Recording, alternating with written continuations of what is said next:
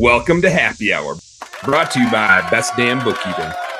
How do we set goals differently and more intentionally to make sure that we don't have that letdown, right? And how do we do it for our teams?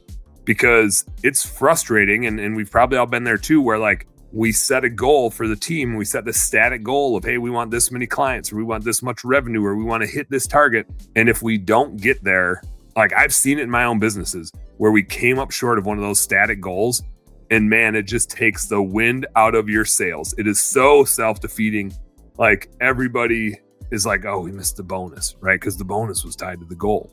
Now we don't get a bonus. And it's like, it becomes something that's demotivating instead of the thing that's supposed to inspire us to get there. Or even when we got there, then it became an expectation of, well, every time we hit $100,000 a month, we're supposed to get a bonus, right? Like it became toxic to the culture in a weird sort of way. And so I question this thing. And again, this is like content I'm working on here. So I don't have this all vetted out, but it's just an observation I've had. Damn, that can be so self-defeating in any way, in either way. And so some of the mechanisms to think about as far as other ways to do this or how else it plays in your business.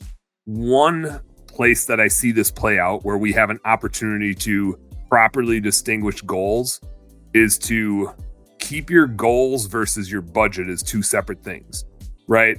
A goal can be static. I'm not saying don't use static goals. And I don't, again, I'm working on the content here. I got to think through more of like the when static goals have a place versus when recurring goals make more sense. And I'll talk more about that again.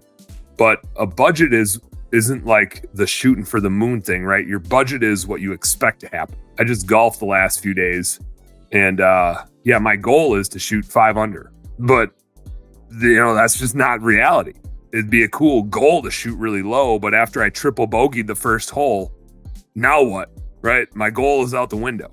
A budget is more like what we think is most likely to happen. And so when you golf, that's super important is you're like, yeah, I could go right for this pin, but it probably makes sense for me to hit to the right side of the green and try to 2-putt from there.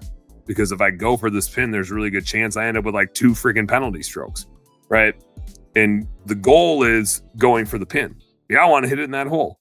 But the budget is the plan of how we're going to like get there. And in reality, we're not going to hit it right into that damn hole. We're going to have to hit it over here and then play the hole this way to give us the best chance of being successful. And that might not look like 5 under par. That might look like 5 over par.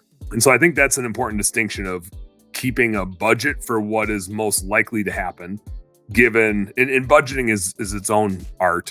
Budgeting is a bit of what happened last year, a bit of what you want or what you think is going to happen, a bit of what you want to make happen and where you want to improve, and then a little bit of what you think the world is going to do. What's the economy doing? What's your market doing? Hey, home service heroes, thank you guys so much for tuning into our home service happy hour content today.